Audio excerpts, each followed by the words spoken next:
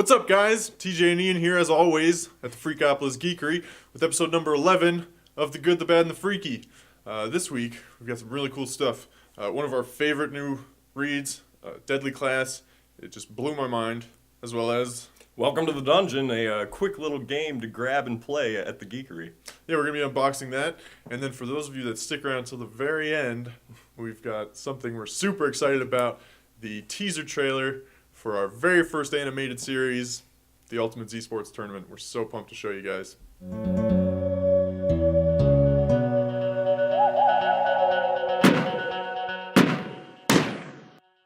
So first up, we'll be talking about Deadly Class, a trade paperback and comic book that has totally enraptured us at the Geekery. It is awesome. Yeah, after our dad's insistence that we take a look at this, we finally both had a chance to read through Volume 1, and I think we're both hooked, right? Yeah. It's incredible. Very good. So the plot follows Marcus, a disenfranchised and troubled teen in the 80s, and he's brought into a world much bigger than him at a school for world-class assassins. Yeah, it's even crazier than it sounds. Yeah. Rick Remender really has something magical going on in this book. He does. The writing is incredible. Yeah, chock full of 80s nostalgia and references, as well as just great characters, and you really feel for these kids, teens, and but at the same time, you're a little scared of them. Yeah. Because they're so deadly and raw and dangerous. The content of this trade paperback and comic is definitely mature. Yeah, for mature readers in particular, it's got some violence, some drug use, but overall, Rick Remender really shows that you can have a sweet comic book that really can draw an audience that's not about Captain America or Batman or Superman. Those relationships of superheroes. No, it's much more gritty and down to earth, and also just portrayed in a really incredible kick-ass way. Like, it is an awesome read. Yeah, and outside of Rick Remender's writing, compliments to the inkers and writers or colorists, because some of the work inside this book is just top notch. There's quite a few different artistic styles through the book, but it all makes sense within the story arc, and really, I can't wait to read 2, 3, and 4. Yeah, as it goes on. We also have a big omnibus available that's really awesome, a blown-up version of this. Yeah, super-sized pages and hardcover binding and stuff. It's super cool. So overall, I think I'm going to give this a very, very good. It's definitely very good, and it's also a bit freaky. That's very true. And moving on, we're going to be opening up Welcome Back to the Dungeon.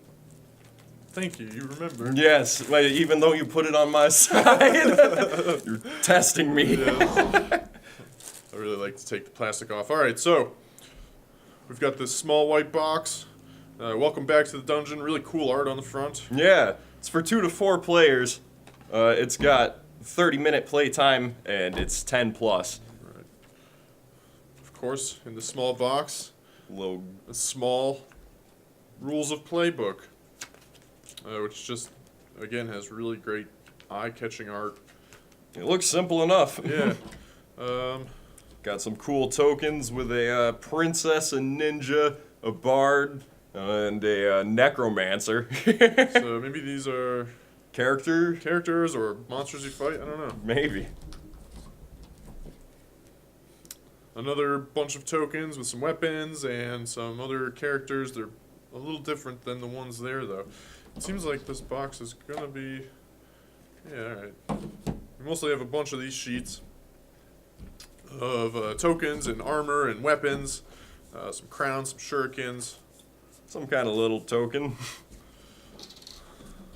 A playing board, which has 20 through 0 on it. I'm going to assume those are rooms in the dungeon. I believe in this game you sort of build the dungeon up and kind of test who is going to be willing to take the dungeon on. Right. And then the deck of cards. Which might be monsters you put in the dungeon. It Yeah. looks like there's a goblin on the front there. So Right. Yeah, so pretty much everyone contributes to building up their character's power and the dungeon's danger, and then someone decides to take it on. Yeah, and they'll reap the rewards or face an untimely demise because of their own fault. So, yeah, overall, I really like the art. The pieces seem really quality, well Yeah, made. definitely. And for $15, it's been sitting over there on the shelf. I've been wanting to play it, so I think I'll pick up one. Yeah, it'd definitely be quick to grab, quick to play is the way it looks. Cool, so I'll give it as well a good. Looks good to me. Cool.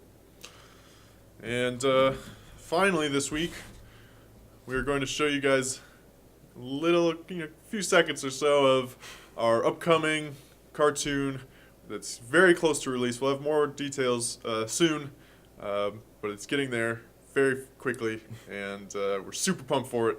Here's the first look at the Ultimate Z Sports Tournament. Thank you so much, guys. Thank you.